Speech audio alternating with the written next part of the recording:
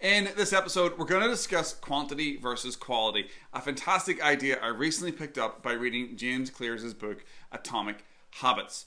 I'm probably going to do a review of that within a couple of episodes, so hit that like button, hit that subscribe button. Hopefully we'll see you in that video.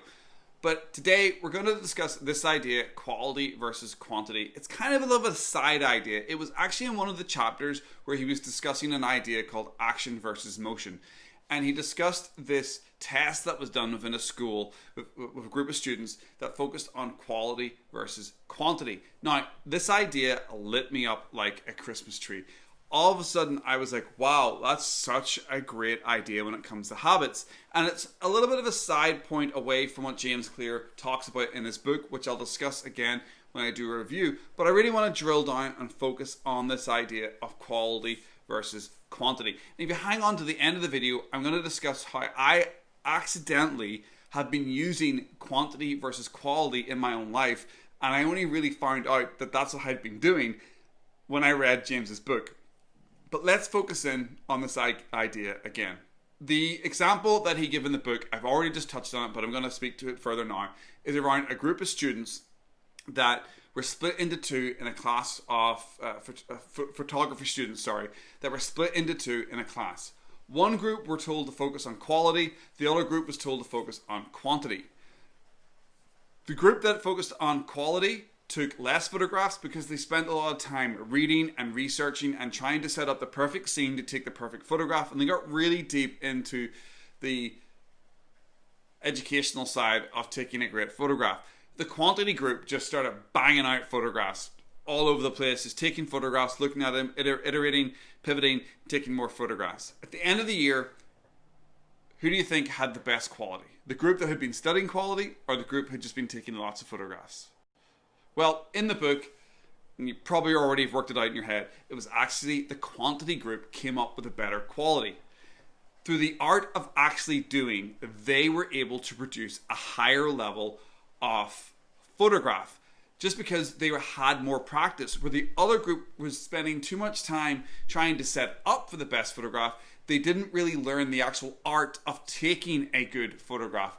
And this really hit me. That really hit me. This idea that we can spend too much time on the bench, on the sidelines, reading and educating ourselves, thinking that we're actually doing something, but all we're really doing is getting ready to do something. And with that said, I want to bring up two small quotes that I pulled out of the chapter of the book so you understand what James Clear is talking about here when he's talking about quality versus quantity, which is also action versus motion. Let me bring the quotes up for you now. Sometimes motion is useful, but it will never produce an outcome by itself. Motion makes you feel like you're getting things done, but really, you're just preparing to get something done. James Clear. Those two quotes really just sum up what I've just been saying there. The motion side, the quality side, the idea that you're waiting to do something special because you're learning and you need to learn more information before you can take action, means that you end up not actually really doing anything. It makes you feel like you're doing something.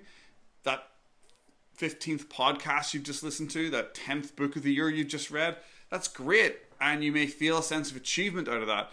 But are you actually really taking the action to test, learn, and adapt those skills and knowledge to actually get better in your life? Are you in the quality group of students, or are you in the quantity group of students? Because I know which group I'd rather be in. Learning feels great. It's a lovely, warming process. I love learning new things. But that quantity group, that action group, that group that really gets stuff done, that's where the magic happens. That's where life happens. That's where your skills develop.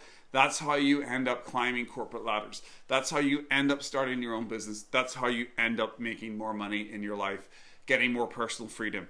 It's through quantity, it's through trial and error, it's through testing, adapting, and actually getting better at the skills that you're trying to learn.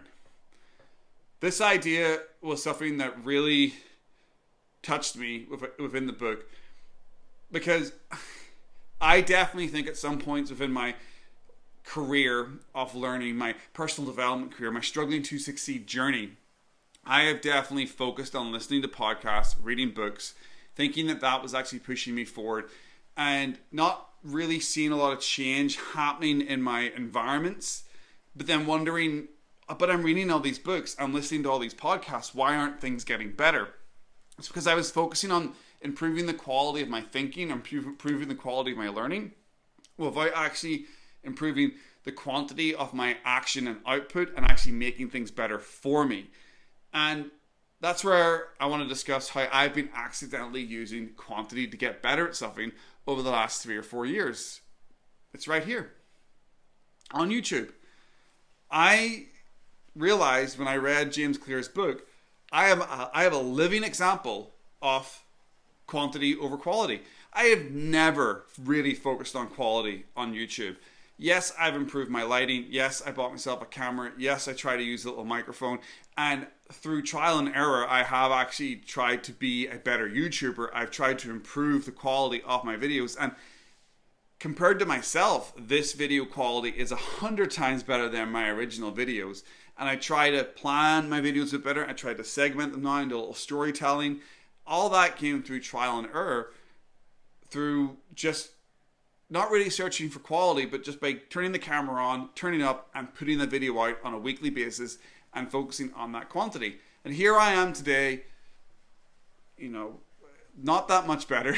No, I'm kidding. I don't know. It's up to my viewers, you guys, to tell me whether you think they've got better. I do feel like my videos have got to a certain level where they are much better than they used to be. But that's besides the point. The point I'm trying to make here is that I actually used this idea from James Clear without even knowing what I was doing. I actually ended up being in the quantity group of students when it comes to my YouTube journey. Now, there are other journeys in my life, my fitness journey, maybe my online marketing or business growth area. There's other areas of my life I definitely feel like I'm still in the quality area, where I'm not really executing as best as I could, or I'm spending too much time reading and educating myself rather than actually getting it done. So the idea I'm taking away from this video, and the idea that I want all of you to take away, is focus on quantity, quantity, quantity. Thanks very much for watching all the way through this part of the video. I really do appreciate it. Hit that like button, hit that subscribe button. Hopefully we'll see you in the next video. I really do appreciate anybody who watches through to this part of the video, because no one really watches this part. So if you do watch this part regularly, I appreciate you. Make it a good one. We'll see you in the next one.